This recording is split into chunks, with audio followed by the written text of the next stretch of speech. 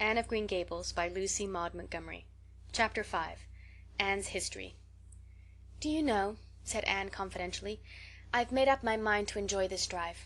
It's been my experience that you can nearly always enjoy things if you make up your mind firmly that you will. Of course, you must make it up firmly. I'm not going to think about going back to the asylum while we're having our drive. I am just going to think about the drive. Oh, look! There's one little early wild rose out. Isn't it lovely? Don't you think it must be glad to be a rose? Wouldn't it be nice if roses could talk? I'm sure they could tell us such lovely things. And isn't pink the most bewitching color in the world?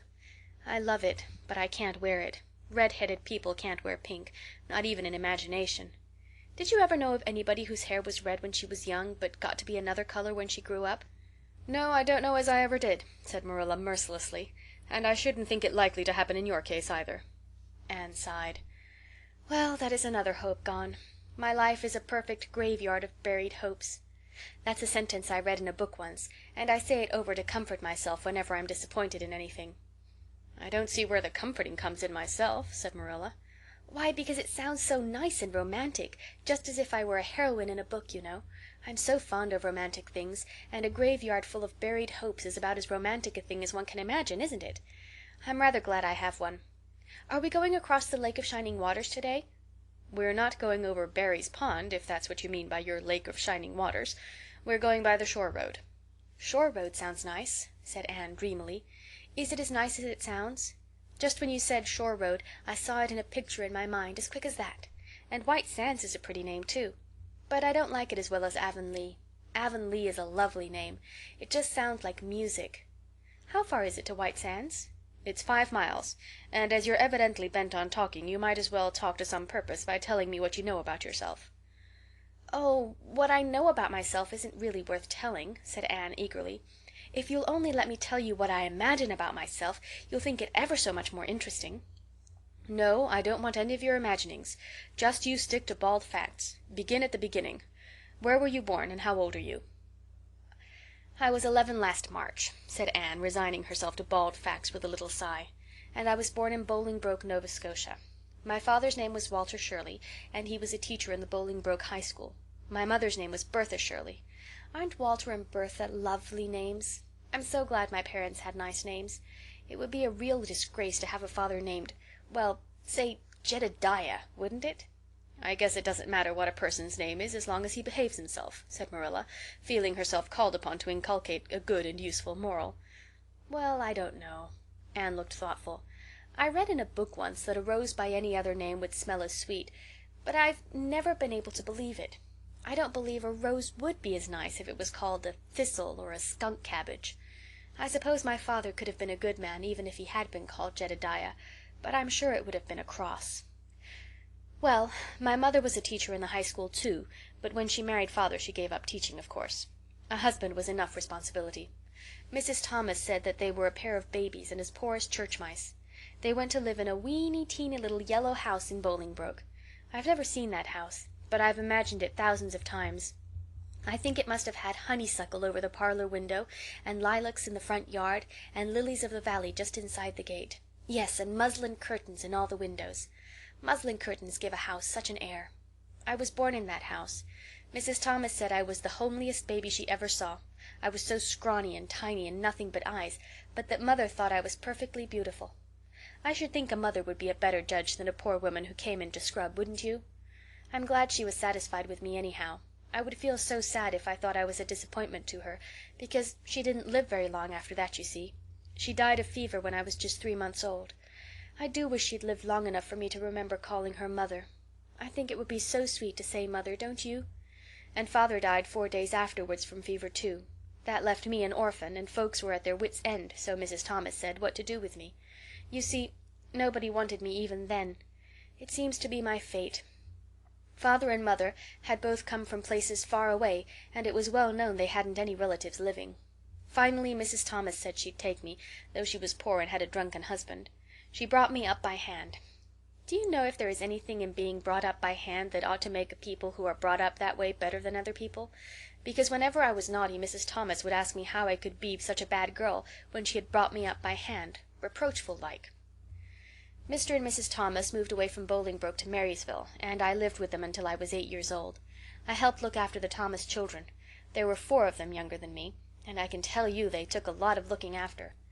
Then Mr. Thomas was killed falling under a train, and his mother offered to take Mrs. Thomas and the children, but she didn't want me. Mrs. Thomas was at her wits' end, so she said, what to do with me. Then Mrs. Hammond from up the river came down and said she'd take me, seeing I was handy with children, and I went up the river to live with her in a little clearing among the stumps. It was a very lonely place.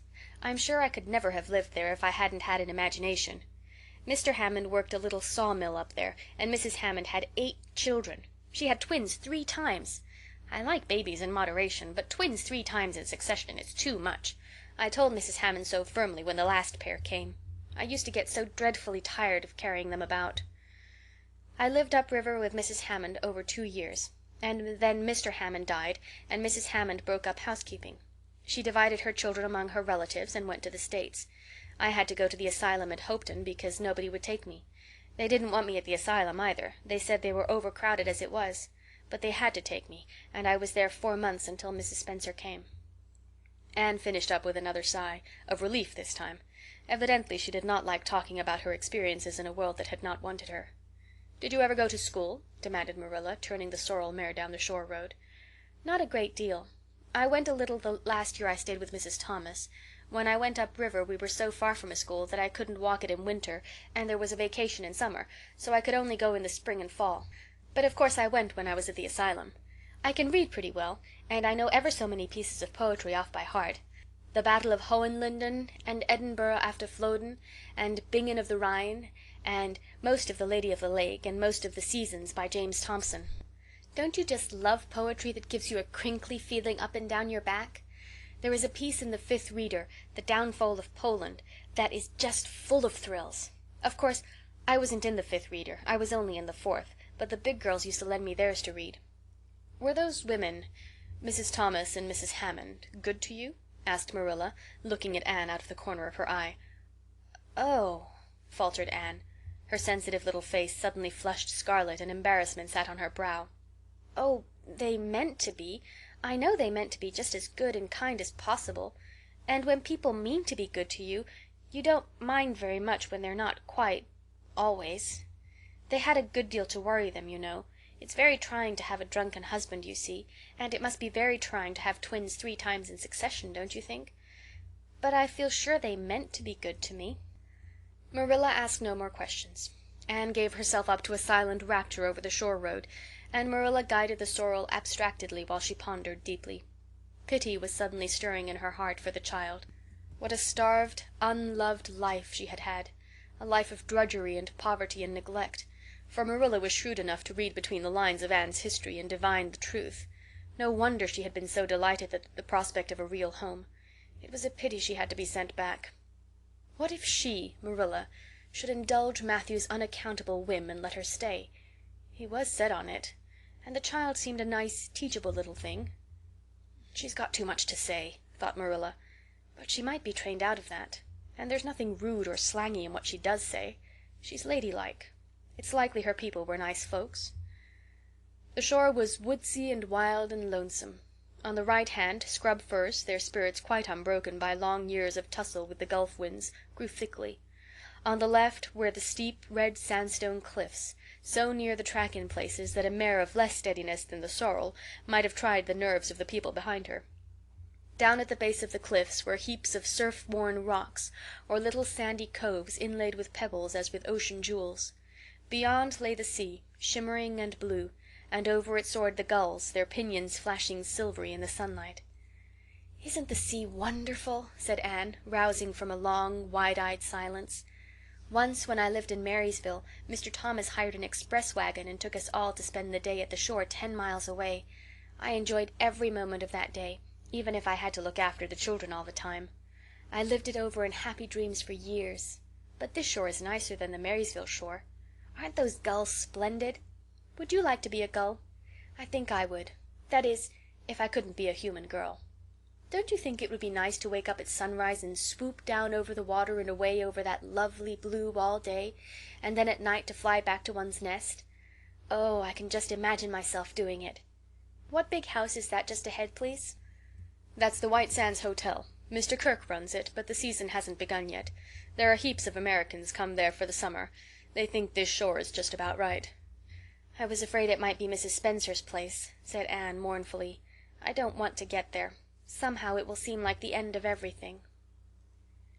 Chapter 6